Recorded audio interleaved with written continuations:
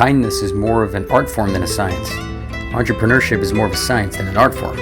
Today we're going to visit with someone living at the intersection of these two worlds.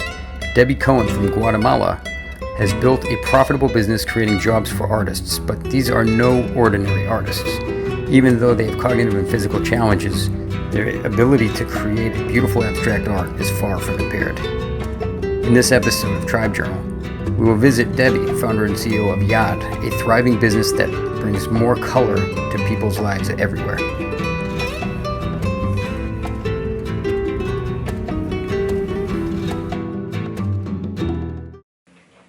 Hey, how are you? Welcome. Thank you for coming. Thanks for being on Tribe Journal. All the way from Guatemala. Yeah, crazy, but I'm here. It's wonderful. Yeah. You went to Babson University? Correct. Yeah, I went to Babson University. I just graduated and decided to do my business full time. Wow, that's incredible. Yeah. How's it going? Good. Thanks God, everything is going well. Yeah, working really hard, busy, but good, you know? So tell me, what is Yad? So Yad manufactures unique home decor products that showcase the artwork of people with disabilities. We take their artwork and transform it into cups, cushions, towels. Here I brought some of my products so you can see both of the mugs. Awesome. Also a beach towel. Oh, these are beautiful. Wow. Yeah. Look at all the colors. Yeah, so everything. Amazing. And what makes these unique products? So they're made by artists with disabilities. So I work with people with Down syndrome, autism, cerebral palsy. Every product is signed by them. So for me, that's super, super special. And there's another story behind them. So how do we get in touch with the artists? So we decided to open our own foundation where the students can come in for free for art therapy lessons. They come in, we provide them all the art therapists, like with art therapies, one-to-one of an art therapist. And we also provide them with all of the materials and we guide them through the process of creating art. Later we grab the best artwork, we curate it, later put it in the home decor items, mass produce and sell in the leading department stores of Central America. Wow, like which ones? What are some names we might recognize? So probably like here in the US it's not that great because it's bankrupt, like Sears. Over here it's bankrupt, but over there it remains the leading department store.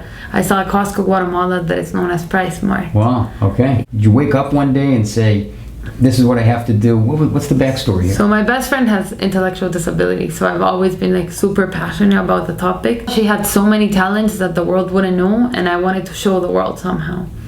So that was always in the back of my mind that I wanted to help people with disabilities. I wanted to be an entrepreneur.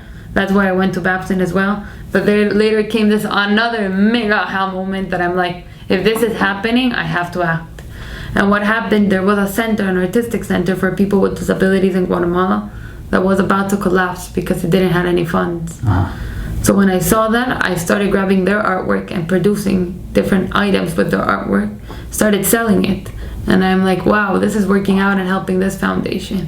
But I wanted to be able to help even more the artists, and like in the other foundation they had to pay for the art therapy lessons and I wanted to provide them for free, so I decided to open my own foundation where the artists would come in for free and later we would produce our whole item, like our whole product line. So it started out as a non-profit in distress, and you took the art that you saw there and you figured out a for-profit way to market these pieces of artwork, and on mass scale.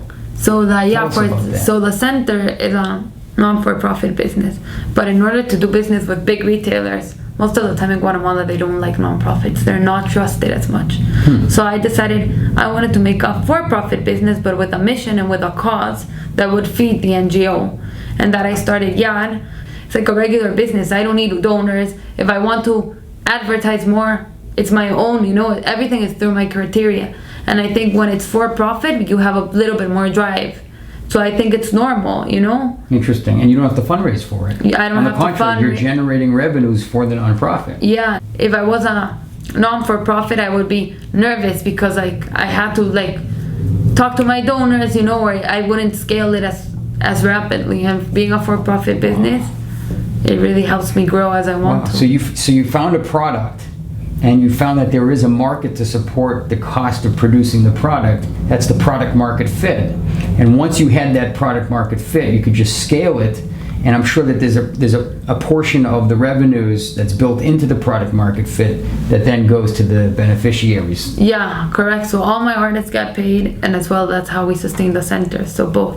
So you've literally provided jobs for people who were once recipients of charity money to participate in art classes and things like that. Yeah, of course. And what I like the most, it's not only about the money, you know, it's like their self-esteem grows tremendously. Like when they go to a big retailer and they see their products on the shelf, that's like really empowers them more than the money, more than anything.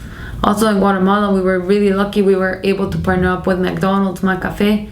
They bought our original artwork, and we have a whole McCafe that is, you'll see it like Griselda, the artist, only draws circles, and McDonald's decided to inspire the design of their store in Griselda's artwork. So it's full of circles. It provides them with a certain dignity. Of course. That's an amazing thing. What was the biggest challenge you've had to overcome?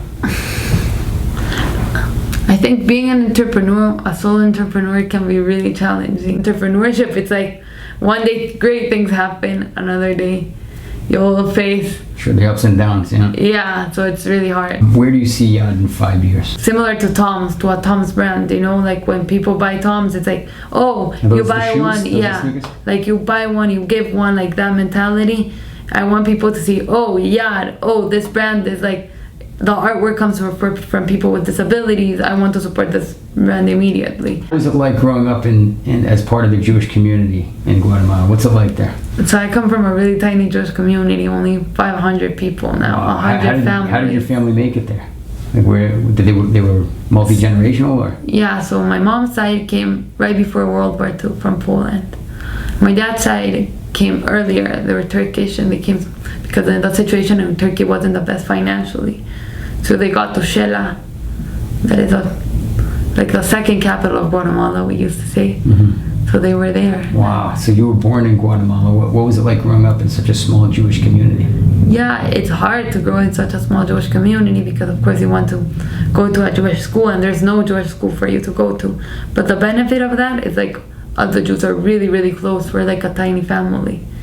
And the Jewish community, like if you ask me if you know someone from the Jewish community, I know every single person in Guatemala that is Jewish. Wow, that's very special. Yeah. That's very, very special. Last question, what would you say to a person just starting out with a social startup? Like when you start a startup, it's like really tough, especially financially. It takes time to scale and to grow. But I feel like don't focus that much on your money. Like at the end that will come. If you have a good mission, just things will follow up and you'll see. You just have to work hard and things will happen. The first step is the product market fit, right? Yeah, you have to do a lot of work, of interviews, have focus groups, and I think it's really important. Also be really careful about your pricing. In Guatemala, people can't afford to buy it, so of course, I wish I could sell it for more, but I just can't because if not, it will be in the shelf forever. The costs are also different in the US to maintain a business, so my prices have to be higher. But people understand the story behind it and are willing to pay more. So that's all things. Show us some of your products here. What do we got here? Here, this is Luisa's mug. It's 100% bone china. That is a really good quality ceramic. Dishwasher and microwave safe. That for me, that's also very important. Luisa has Down syndrome. She's a really exciting, positive girl. You'll always see her. She not only paints, but she also dances. So in the class, normally she just jumps and like makes everyone laugh and wants to dance. And you see like positivity. Like Luisa is always happy, and you can see it in how she paints. Everything is like really colorful. Wow. It's very special. Let me see. Wow. And it says, well, Yad means hand in Hebrew. Mm-hmm. And later it says pintando con el corazón, that is painting with the heart in Spanish. Wow. This one is made by Fernanda.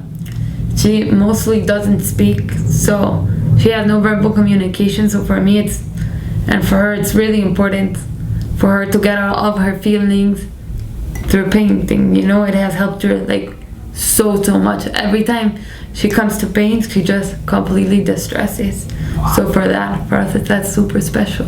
Wow, let me see. Wow. It's an amazing thing. Yeah. The colors. Yeah, and we have patterns. It's calming. It's like calming. it's not only about producing the artwork, you know, but we want people to buy it because they also like it. And of course the story also forms part of it. So retailers come to pick out the artwork. That for us, that's really important. What's this one? A pillow. And so we also have cushions. Most of the time they mix and match. So this one is also made by Fernanda. This one is not the same artwork, but some point of times we do have the same mug that goes with the same cushion. And like you see, it's signed by Betty. Yeah, Betty Caceres? Yeah. Very nice. We also sell the cushion covers, like if people want to change it. Are you selling this online? Yeah, we'll be selling online, yadart.org. Yadart.org. Excellent. Well, we wish you a lot of success with this. Thank you, thank you. Bringing light and color to all the households and all the people throughout the world. Yeah. And in doing so, you know, employing people who are clearly very talented and can create some beautiful pieces of artwork. Yeah. Working on Yad is my dream, and it wouldn't have happened without my customer support and all, like, my family, all of my friends that have supported me and giving me all this energy and always like motivate me to keep on working hard. So thank you. Thank you for inspiring us.